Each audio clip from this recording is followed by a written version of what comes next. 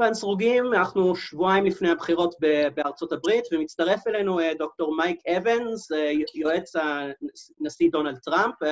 Mike, it's very good to have you here. Thank you. Good to be with you. Okay, so we're 2 weeks away from the U.S. elections, and currently all the polls are saying that President Trump will be losing to Joe Biden in most of the states. What does he need to do to change the race with the little time? Well, number one, the race is about Corona, and COVID has taken over this election cycle. The president's doing an enormous amount of campaigns. That's how he won last time. Sometimes he's doing 3 a day. So don't underestimate him. The same thing happened last election, and he won the Electoral College. So it could happen again. Okay, well, you mentioned that the main focus of this campaign has been the COVID-19 pandemic, but how has the Trump policy been on that matter? Well, listen, no one's policy on COVID is pleasing the people because COVID has done wreck damage to the economies of the world.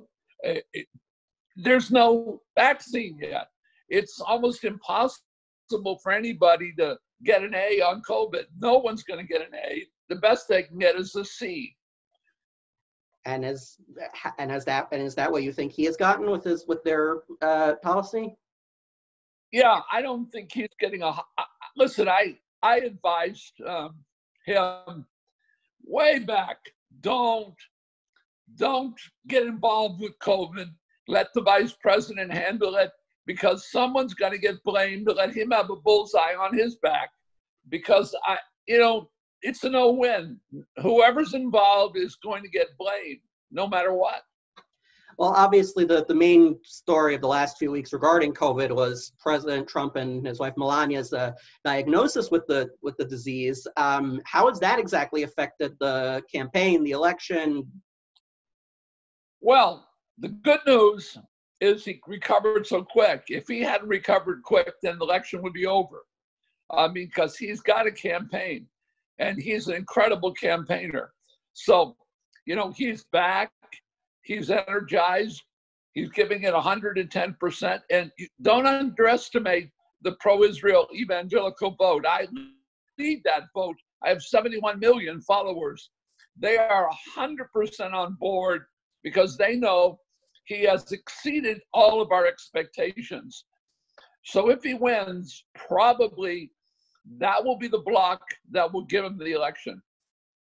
Well, okay, talking about Israel, we'll talk about that. A few months ago, back before the current election campaign started, you mentioned in a column you wrote for our website that Israel's sovereignty plan is a once-in-a-lifetime opportunity. Now, since then, obviously, the plan has been delayed in exchange for the Bahrain and the United Arab Emirates peace deals. Was that the right move?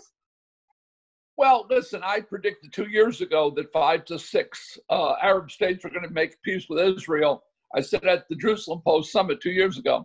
So I knew it was coming. And I still know it's coming. But are there still going to be more countries? Because people have been saying they're going to be more, People have been saying that for a while now, and we haven't seen anything since Bahrain. Listen, I can tell you this. The Crown Prince of Saudi Arabia, MBS, is the driving force behind this. He'll never admit it. You're going to have Oman come in. Morocco is going to come in. You're going to have a lot more come in. Israel's situation is very complicated. If you get a Democrat in, you got J Street in one of the ears of the president and Bernie Sanders in his other ear. It'll be a totally different ballgame. But on the other hand, Netanyahu is as dumb as a fox. He can work with Democrats. But it's not going to be a Donald Trump era, and the Donald Trump plan will go in the wastebasket. Yeah, so that's exactly what I was going to ask. Should Trump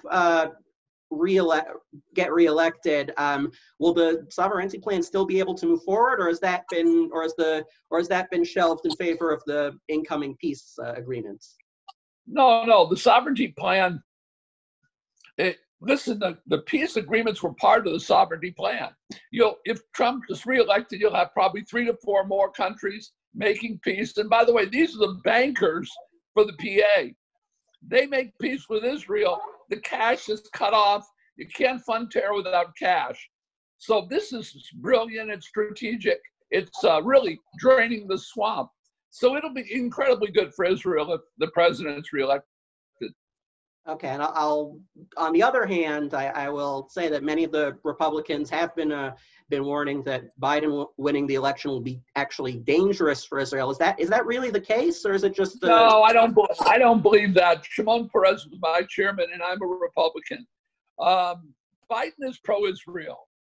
He's not going to be an enemy of Israel. On the other hand, he's not Donald Trump. He's going to try to engage a peace process with the Palestinians, which I think is a mistake because of the corruption, because of all what's going on in Gaza. I think the Arab world has to define the terms of the debate with Israel, not the Palestinians. So Biden will try to move backward rather than move forward, and that's not so good. What about Iran, as he was part of the government and the administration that negotiated the deal that Trump later stepped out of?